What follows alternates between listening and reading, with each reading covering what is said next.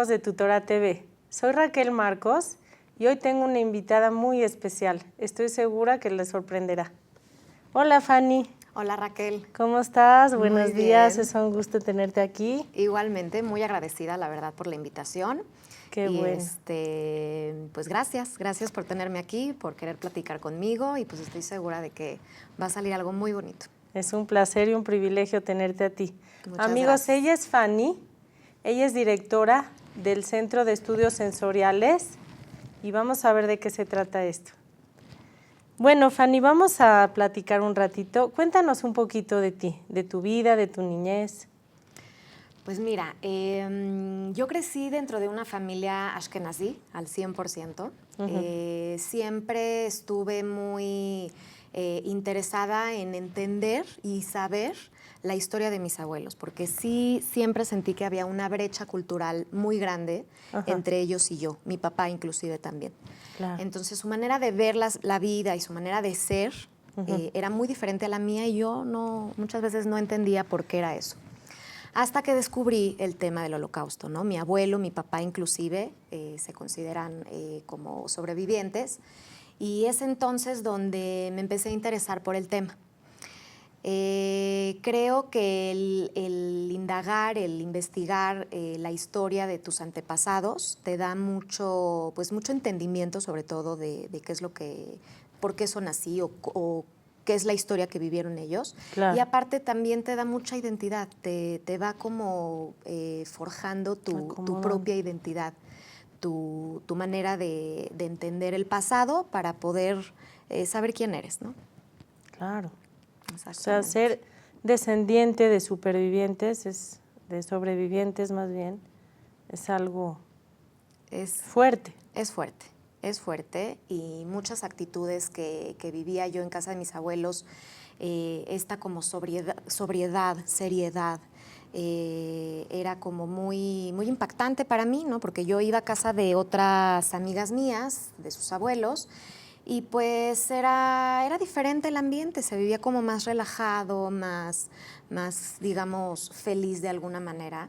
Y sí, esta parte de vivir en una casa de abuelos tan misteriosa, digamos, hasta cierto punto, porque pues ellos nunca platicaron su historia y murieron cuando yo tenía 12 años. Entonces, mucho en la historia de mis abuelos hay como lagunas que no termino de entender cómo sucedieron las cosas, que mi papá un poquito también me puede ir apoyando en esta investigación de la historia, pero pues sí era difícil como entender por qué ellos eran tan serios, tan callados, tan poco expresivos, ¿no?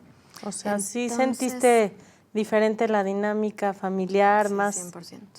Más seria, a lo mejor con más silencio en la mesa, a la hora de convivir, sí, no muy abierto. Exacto, menos afectivos. Inclusive mi papá es ruso, entonces también eso pues desencadena un poco la actitud que tiene él, ¿no? La personalidad sobre todo. Entonces, pues sí fue un padre maravilloso, extraordinario, pero sí era muy serio, muy callado, al contrario de mi mamá, ¿no? Que mi mamá ya nació en México. Claro, más cálida. Claro, mucho más cálida, mucho más expresiva, más comunicación entre ella y yo. Y mi papá como que me costaba un poquito de trabajo hasta que entendí el pasado del cual él venía, ¿no? Que eso me explicó muchas cosas y me permitió acercarme muchas veces a él, ¿no? Y cuando yo me siento todavía hasta hoy en día a platicar con él sobre el tema de su pasado, siento que le brillan los ojos. Le da mucho gusto poder platicar conmigo y sobre todo que sienta que yo estoy interesada en quién es él y quién fue él, ¿no? Cómo fue su historia. ¿Y qué sabes tú de tus abuelos o de tu papá? ¿Tu papá también es sobreviviente? Sí, mira, se considera sobreviviente en el amplio sentido de la palabra. No vivieron un campo de concentración ni un campo de exterminio, ninguno de los dos, pero como nació durante la guerra, nació el último año de la guerra, estuvieron escondidos. Entonces es por eso que el término sobreviviente sí aplica a lo que vivió mi papá. Claro. Y pues obviamente la escasez, ¿no? O sea, el estar escondidos en medio de los bosques, el no tener que comer, el estar todo el tiempo con este miedo de ser sorprendidos, de ser capturados. Y pues bueno, mi abuelo nació en Polonia. Cuando empieza la guerra, el primer país que fue invadido fue Polonia por los nazis. Entonces mi abuelo tuvo esta inquietud y sobre todo, esta visión a futuro de ver que venía un problema grande para los judíos, ¿no? Que siempre ha habido antisemitismo, pero que en este momento iba a ser mucho más fuerte.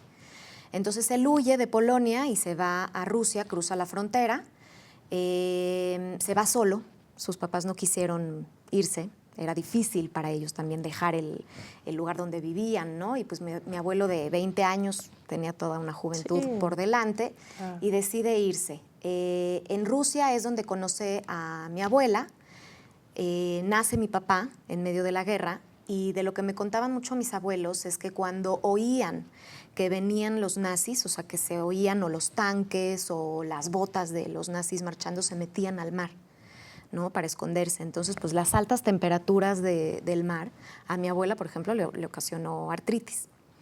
Entonces, yo sé que mucha gente tiene como esta imagen de sus abuelos que desde que uno nace los ve como viejitos, ¿no? Pero de verdad mis abuelos eran muy viejitos. O sea, yo ahorita veo a mis papás, gracias a Dios, que son abuelos de mis hijos, y los veo mucho más joviales, mucho más alegres inclusive, fíjate. Y sí, mi abuela, pues su cuerpo era frágil y era un cuerpo enfermo, ¿no? De que tenía, pues, dificultades para caminar, para moverse por esta situación de las altas temperaturas adentro del mar. Sí, yo sí creo que el sufrimiento desgasta. Sí, claro. Sí, claro. Y eso lo reflejaban ellos. Definitivamente, en su relación conmigo, ¿no? O sea, te digo, fueron abuelos muy presentes, muy cariñosos hasta cierto... En su forma. Exacto, a su forma. Claro. Yo creo que la gente que vivió eso tiene un silencio respetuoso a lo que vivió. Y me imagino que no ha de ser fácil compartirlo, porque revivir eso ha de ser muy doloroso. Y al hablarlo lo reviven. Entonces, si ellos lo hablan, es como que aumentarle dolor a su sufrimiento. Exacto. Creo que prefieren el silencio respetuoso y guardarlo como que en un baúl de recuerdos. Sí, y muchas veces tú también como familiar de ellos también respetas ese silencio, ¿no? Aprendes a no presionar para que te lo cuenten, aunque pues yo, si hoy en día los tuviera aquí, les haría muchísimas preguntas. Claro. ¿Cómo se llaman tus abuelos? Mi abuelo se llamaba Fischl Sayons. Él era pintor, era sofer Stam. Él de profesión era sofer. Sofer. Y mi abuela se llamaba Nina. Ok. O sea, ¿tu papá se llama? Mi papá se llama Avigdor en hebreo. Avigdor. Y en español se llama Víctor. Sayons. Okay. Exactamente. Entonces, mi papá nace en Rusia, te digo, escondidos en medio de la guerra, termina la guerra y mi abuelo regresa a Polonia a buscar a sus familiares y se encuentra con que pues todos fallecieron, más bien fueron asesinados, ¿no? Preguntando a los vecinos ahí de Kielce, que era de donde él venía, le dijeron que un día llegaron los nazis, los sacaron de sus casas, los llevaron a los bosques y ahí los asesinaron. Entonces, mi abuelo se queda prácticamente solo en el mundo, sin familiares. Y es entonces cuando empiezan como a ver a dónde ir, qué hacer, cómo rehacer como sus vidas, ¿no? Porque pues ahora ya no estaba él solo, ya tenía una esposa, ya tenía un hijo. Y es cuando deciden emigrar a Israel. Entonces viven en Israel 7 años, un Israel pues recién formado, que también la vida era dura, me platica mi papá, eso sí se acuerda mucho. ¿A qué año llegaron a Israel? En el 49, recién independizado. O sea, vivieron esa época. Vivieron esa época en la que de verdad estaban secando pantanos, estaban cosechando fruta, estaban construyendo el país tal cual. Entonces no es el Israel de hoy en día que vas y ya tienes calles y ciudades y demás, ¿no? Sí. Era un país en construcción. Y que también había muy poca comida, mucho más que en la época de guerra, ¿no? Que en Rusia, pero sí me cuenta, por ejemplo, que a los niños les daban una vez a la semana proteína. solamente a los niños. Híjole. Los adultos entre pura fruta, verdura, cereales. Y los niños para Había que pudieran escasez. tener un desarrollo pues bueno, les daban Claro. una vez a la semana y creo que les daban Proteína. pescado, una cosa Wow. así. Entonces fue una época también dura para ellos, aunque estuvo mucho más estable, ¿no? Sí, dicen que el empezar de nuevo es el segundo holocausto. O sea, el holocausto de la mente, porque es Claro. empezar desde ceros, con la obligación de mantener a la esposa, también con el alma rota de que cuántas pérdidas y no sé, tantas preguntas, tanto dolor y empezar con todo. Exacto. Y no en las mejores condiciones tampoco. Exacto. Y yo creo que también mi papá pues vivió esta tristeza, ¿no? De mi abuelo, de mi abuela, que al final de cuentas ella también tuvo que dejar a su familia en Rusia e irse a formar una nueva vida en Israel, ¿no? Entonces todo esto viene a ser parte pues de la personalidad de mi papá. Claro. ¿No? Entonces tú ya lo traes en la sangre, Sí. esto de hacer el Sí, centro sí, de sí. estudios, de el tema del holocausto, ya, son tus raíces. Sí, sí, la verdad que yo lo viví de cierta manera como en el inconsciente cuando era chica. Y ya conforme fui creciendo, mi primer libro fue el de Ana Frank, el diario de Ana Frank, a los 12 años justamente, que ya mis abuelos ya no vivían. Claro. Y es cuando empiezo a interesarme en su historia, en su pasado, y empiezo a platicar con mi papá y pues empiezo a como a hacer conexiones, ¿no? Y a Sí, entender se cuál despierta es mi tu propio interés. pasado también. Claro. Wow, muy, muy interesante. Gracias. Y dime, Fanny, ¿qué significado tiene para ti el altruismo? Mira, te platicaba hace ratito que para mí y seguramente también para muchas personas, cuando escuchamos la palabra altruismo, como que le tenemos mucho respeto o a lo mejor es una palabra que no nos sentimos como muy allegada Sí, a que ella, impone. ¿no? Impone, exacto. Sí. Porque pensamos en estas grandes personalidades o en estas grandes acciones que Claro. han hecho pues personajes famosos, ¿no? Como la Madre Teresa de Calcuta o como pues no sé, diferentes... Como Schindler. Como Schindler, exactamente. Y entonces nos impone un poco y decimos, no, eso no es para mí, ¿no? Pero yo creo que, y parte de la misión y de la visión de este centro de estudios, es ver esa palabra un poquito más terrenal, un poquito más allegada a nosotros. Aterrizarla. Entender que no son grandes acciones, que no necesitamos ser un Schindler o un Gandhi o un, pues inclusive Shimon Peres, ¿no? Que también dio su vida para, o Ben Gurión, que dieron su vida entera para formar el país. Que no tenemos que ser ellos, ¿no? Que cada día, con pequeñas acciones, podemos llegar a ser mejores personas, ¿no? Y este altruismo lo volvemos como más posible dentro de nuestras... Claro, cada quien a su alcance. Exactamente. Sí, está en uno hacer la diferencia. Por más mínima que sea, hacer una diferencia hace al mundo mejor. Exactamente. Y si es a través de la bondad, y toda la Torah está escrita a través de bondad y es para ayudar al prójimo y para querer al prójimo y para... Todo es el hilo dorado que guía todo. Exacto, sí, dicen que la Torah se puede resumir en una sola frase, ¿no? Trata a tu prójimo como quisieras que te traten a ti. Exacto. Entonces, Sí. eso es altruismo, claro, al final de cuentas. Y no le hagas a nadie nada que no te gustaría. Que no te gustaría que te hagan a ti. Exactamente. ¿Y tú cómo describes la maldad? Ay, la maldad, yo creo que es mi manera muy personal de pensar, pero yo creo que no existe como tal gente buena o gente mala. Simplemente son elecciones ante una circunstancia, ¿no? ¿Cómo vas a actuar? ¿Qué tipo de persona quieres ser? ¿Qué tanto te importa lo que le está pasando al que está al lado de ti cuando tú estás actuando? ¿Y qué tanto entiendes que tus acciones impactan en la vida de los demás? No solamente en la tuya, claro, ¿no? Sino en la vida de los demás.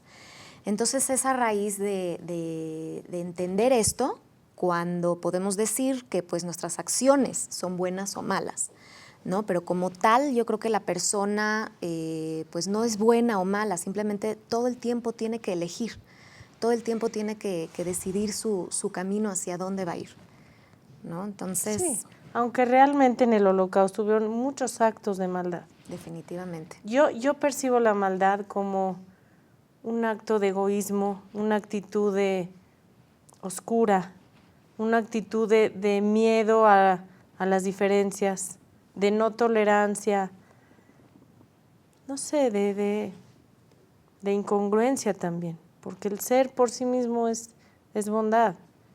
Sí. Y eso destruye. Y eso en el Holocausto hizo un daño irreversible. Exactamente. Sin embargo, el nazi, ¿no? O Hitler, o los nazis, los que siguieron a Hitler, pensaron que le estaban haciendo un bien al mundo, ¿no? Al exterminar a los judíos y a diferentes minorías que fueron también destruidas durante el Holocausto, ellos pensaban que estaban haciendo bien, que estaban arreglando el mundo y que al terminar la guerra les iban a dar las gracias, ¿no? Entonces, es por eso que precisamente lo que buscamos en este centro de estudios es educar a través del Holocausto. O sea, el Holocausto nos enseña muchísimas lecciones de vida. Y es a raíz de entender que estas personas tomaron decisiones equivocadas cuando yo puedo asimilar qué es lo que sucedió en esa etapa, ¿no? O sea, por qué sucedió y cómo es que el resto del mundo permitió que sucediera también. Porque no solamente fueron ellos, ¿no? Sino fue el silencio del mundo. Claro. Y hoy en día también sigue sucediendo, Sí. lo que permite la maldad, lo que permite... Sí, tan equivocado está el que lo hace como el que lo permite. Como el que lo ve y no hace nada. Porque como escuché en el centro de estudios una frase que me llegó al corazón. Las cosas malas suceden cuando la gente buena se queda callada. Exactamente. Entonces, el alzar la voz para decir esto no es correcto, esto no se vale, hay que hacer algo, es muy válido y es muy importante. Y es entonces, exacto, una también de nuestras misiones en el centro de estudios es enseñar esta parte, ¿no?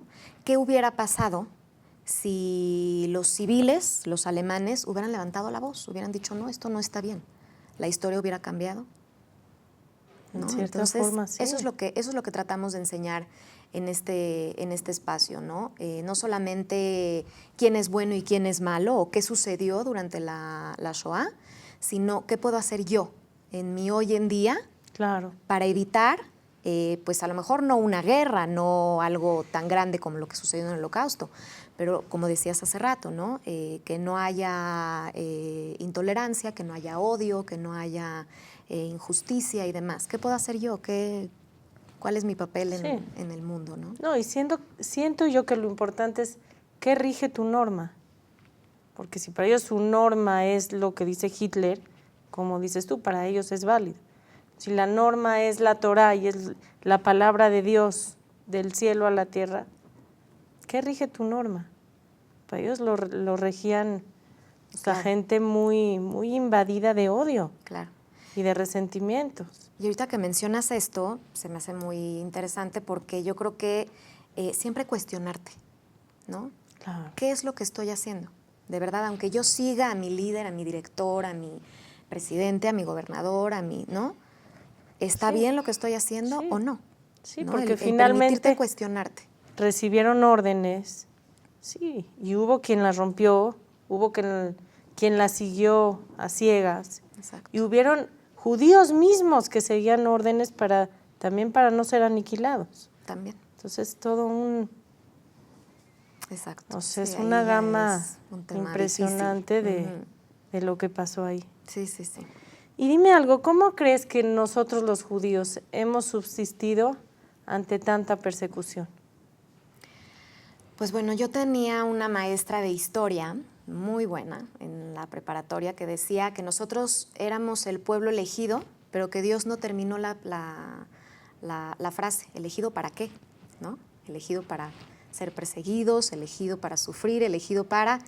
Pues es de cierta manera una manera de ver pues cómo es nuestra historia, pero algo de lo que yo también me gusta mucho recalcar durante mis recorridos en el centro de estudios es que somos mucho más que sufrimiento, ¿no? Somos mucho más que persecución. Claro. Nuestra historia, nuestra cultura judía viene mucho más atrás de lo que fue el Holocausto, ¿no? Aunque hemos tenido muchas etapas difíciles, como Purim, como la destrucción de los templos, hemos tenido, ¿no? La guerra de independencia del Estado de Israel, hemos tenido varios exilios. Exacto, y hasta hoy en día, ¿no? También tenemos este peligro inminente de desaparecer como pueblo o que desaparezca el Estado.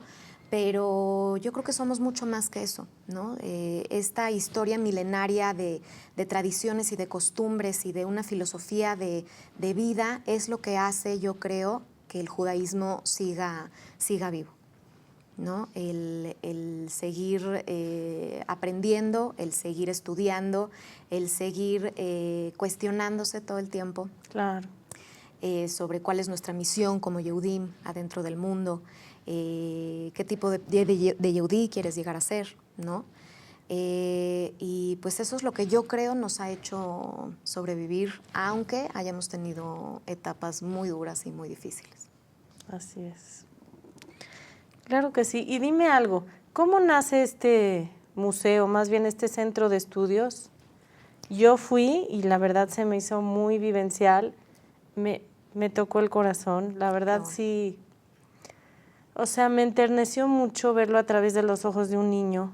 Eso, siento que el niño es lo más tierno que hay en el mundo. Claro. Y vivirlo a través de sus ojos te sensibiliza a tal grado que de verdad lo vives como que si tú hubieras estado ahí. Y eso por un lado te entristece, pero por otro lado te da la luz de saber, aquí estamos y estamos conectados con Dios y como tú dices, con una cultura impresionante, con la Torah en nuestros días que podemos ser libres de llevarla a cabo y agarrados de Dios. Exacto. Pues mira, esta idea surge hace unos 7 años, más o menos. La idea original fue de Amelie Eskenazi, la que era directora antes del Colegio Hebreo Sefaradí. Y pues bueno, la idea era crear un museo del Holocausto, pero ahí es cuando interviene Rubén Bros, que fue el de la idea, la logística, digamos, del lugar. Y pues bueno, la idea era crear un lugar que hablara de la Shoah, pero que fuera diferente, ¿no? No queríamos competir con lo que era con lo que es memoria y tolerancia. No queremos competir con lo que es en la Keilah Ashkenazi, el Museo de Tuvia Meisel. Entonces queríamos llegar a la gente a través del tema, pero de manera diferente.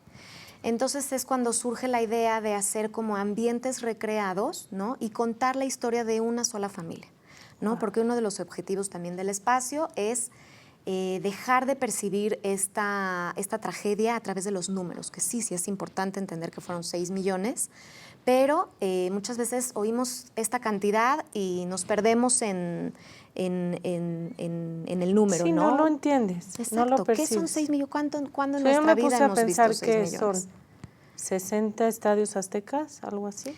Pero entonces lo que tratábamos de hacer en este espacio es contar la historia de una sola persona, porque cuando vemos la historia de un niño, de una familia, es cuando realmente, y vemos cómo la vida cambió a partir de que Hitler subió al poder, entonces es cuando podemos entender un poco el sufrimiento de las personas adentro de esta tragedia, ¿no? Que eso es lo que finalmente trata de hacer este espacio, sensibilizarnos ante lo que fue realmente el sufrimiento de las personas. Sí, yo siento que al hacerlo vivencial están tocando una parte que un museo no puede tocar, las emociones. Y eso es lo más fuerte. Exacto. Creo que las emociones tienen un peso incomparable. Puedes entenderlo con la mente, con la teoría, puedes estudiarlo, puedes ver fotos, puedes, como dices tú, ver números, cifras, pero cuando te tocan el corazón y ves la maleta de un niño, la maleta de una señora, de un doctor, de un viejito, cómo va cambiando de tener una residencia hermosa con utensilios de plata y los muebles finos y limpio, a cada vez menor, hasta al grado de ser algo denigrante. Exacto. Y eso es lo que causa mucho dolor. Exacto. Y ahí es como que cuando entiendes realmente como ser humano la carencia que tuvieron, las pruebas de vida, o sea, de verdad. Sí, y la deshumanización que hubo, ¿no? Exactamente. Y también lo que vamos haciendo en este recorrido es todo el tiempo cuestionar al visitante, ¿no? Ah. ¿Qué hacían las personas que observaban lo que estaba sucediendo adentro del gueto? ¿No? ¿Qué tipo de actitud tenían? ¿Simplemente veían lo que pasaba y no hacían nada? O una Irena Sendler, por ejemplo, que se metía casi a diario al gueto de Varsovia para rescatar a los niños, ¿no? Entonces es, como decíamos antes, ¿no? ¿Qué decisión, qué tipo de actitud vas a tener cuando estés enfrente de ese tipo de injusticias? Claro. Entonces, ¿Y qué visión a largo plazo tiene el centro de estudios? Nuestros objetivos son, aparte de sensibilizar y de transmitir lo que fue el Holocausto, tanto a escuelas judías como no judías, uno de nuestros targets más importantes serían, yo creo, las escuelas no judías, para transmitir, como decíamos, ¿no? Un poco quiénes somos como judíos, porque nos percibimos dentro de un país mayormente católicos. Entonces, presentarnos como una cultura que estamos aquí, que vivimos en el país, que nos sentimos totalmente mexicanos igual que ellos, Claro. pero con nuestra propia religión, ¿no? Y pues enseñar todas estas lecciones que nos puede mostrar el Holocausto, ¿no? Que no es solamente la historia de lo sucedido, el sufrimiento de la persona, que sí es importante entenderlo, pero también esta parte de qué hicieron las personas que no estaban directamente involucradas en el Holocausto, Claro. ¿no? Estos, los que se perciben como bystanders o como espectadores.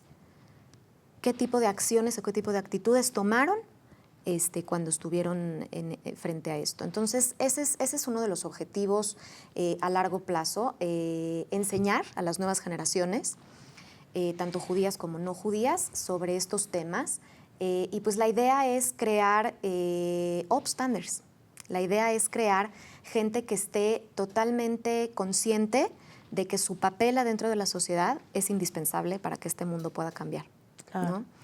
Que sí, no eres uno más, Exacto. haces la diferencia. Que el que tú te quedes callado te vuelve cómplice del perpetrador, ¿no? Ya sea en una guerra, en el Holocausto, en situaciones extremas, o dentro de tu salón de clases. O en el día a día. ¿No? O en la calle, o en tu casa, o en tu trabajo. Sí, o un niño en su aula ve que alguien está haciendo bullying a otro niño, pues él elige si ser parte, hablarlo o hacerse de la vista gorda. Exactamente. Está en uno, y la a pequeña escala. Exacto, y la idea un poco de este espacio es también empoderar al individuo, que sienta que ellos todos los días pueden escoger qué tipo de persona quieren ser.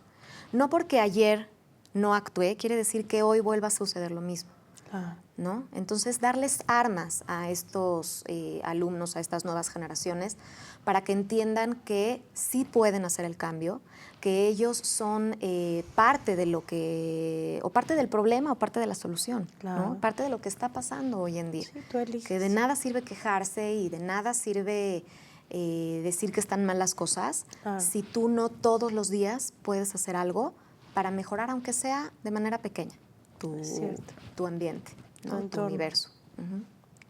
Y dime algo, Fanny, ¿tú crees que el ser humano aprendió la lección? La lección de decir no a la maldad, no a la intolerancia, no a seguir reglas a ciegas. Pues mira, hoy en día siguen sucediendo genocidios, ¿no? Alrededor del mundo. Hoy en día en África también hay muchísima violencia en muchos países, y es por eso que se ha creado como toda una crisis humanitaria de gente que necesita salirse de sus casas por diferentes grupos o terroristas o en la guerra en Siria, ¿no? Que está sucediendo ahorita. Qué triste. Entonces, diríamos que a grosso modo, pues no, el ser humano no ha aprendido la lección, sigue sucediendo este tipo de intolerancia, pero de repente podemos ver estos pequeños rayos de luz, ¿no? Sí. Alemania hoy en día es de los países que más refugiados sirios ha recibido.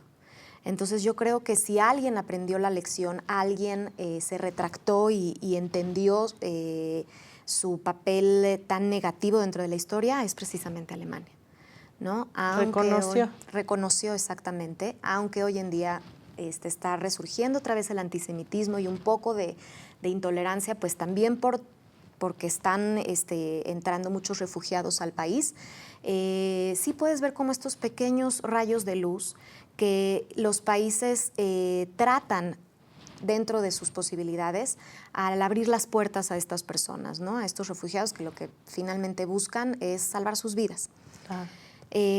Muchos otros países, pues sí, definitivamente se ven otra vez con la misma intolerancia, con la misma, con el mismo rechazo a estas personas y con el miedo, porque muchas veces es miedo a que me pase algo a mí como país, a que me invadan, a que me quiten mi soberanía, a que... Sí, es estar a la defensiva. Es estar a la defensiva un poco. Pero, pues igual, sí vemos, por ejemplo, a raíz del Holocausto, que aunque hoy en día sea todavía muy utópico el asunto, pero la creación de los derechos humanos, ¿no? Que es el primer documento que habla de estas garantías individuales que cada persona debe de tener como ser humano, antes no existían. Claro. ¿No? Entonces, sí, hoy en día hay mucho trabajo por hacer, todavía no llegamos a lo que debería de ser, ¿no? Pero yo creo que sí, pues dentro de las escuelas, dentro de los países que quieran adoptar esta ideología, pues sí se puede ver como un avance. De alguna manera se tiene que empezar, ¿no? Entonces, pues más que preguntarnos si el hombre en general ha aprendido la lección, preguntémonos a nosotros mismos. ¿Qué aprendo yo? Claro. ¿Qué me deja a mí? ¿Qué lección me deja a mí como ser humano? ¿Y hacia dónde voy con mis acciones? ¿Qué tipo de persona quiero ser? Claro, porque finalmente cada quien tiene su batalla interna. Exacto. Su punto de batalla. En dónde vences tú, en dónde tienes esa actitud positiva, esa actitud de ayudar, de apoyar y también, pues sí, de ver la necesidad del ser humano. Exacto.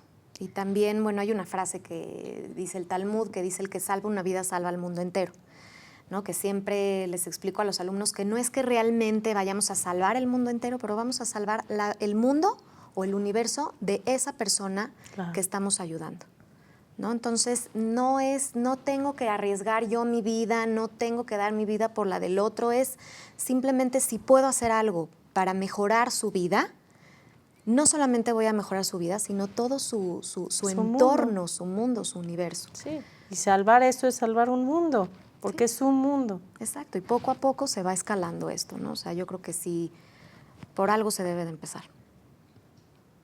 Gracias, Fanny. Pues para finalizar, ¿cómo podemos contactarnos para visitas guiadas al centro de estudios?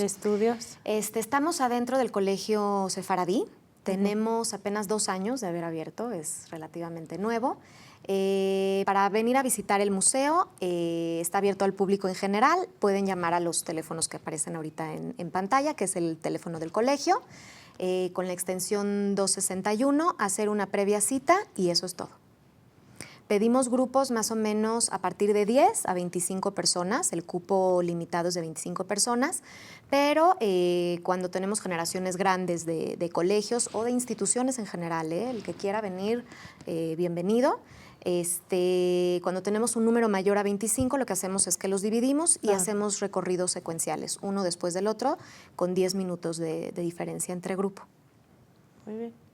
Y pues bienvenidos. Mucho éxito, Fanny. Muchas gracias. La verdad, yo me llevo mucha sensibilización en mi corazón, me llevo esas ganas de hacer la diferencia en mi propia vida y esas ganas de ayudar, de lo que pueda abarcar mis manos, hacer el bien. Te lo agradezco. Me parece perfecto. Te lo agradezco. Muchas gracias. De verdad, eres muy bienvenida a este espacio y que Dios te bendiga. Igualmente, muchísimas gracias por la invitación y bienvenida cuando quieras, cuando necesites. Te lo agradezco mucho. Gracias. Gracias, amigos de Tutora TV. Fue un honor presentarles esta cápsula. Que Dios los bendiga. Hasta pronto.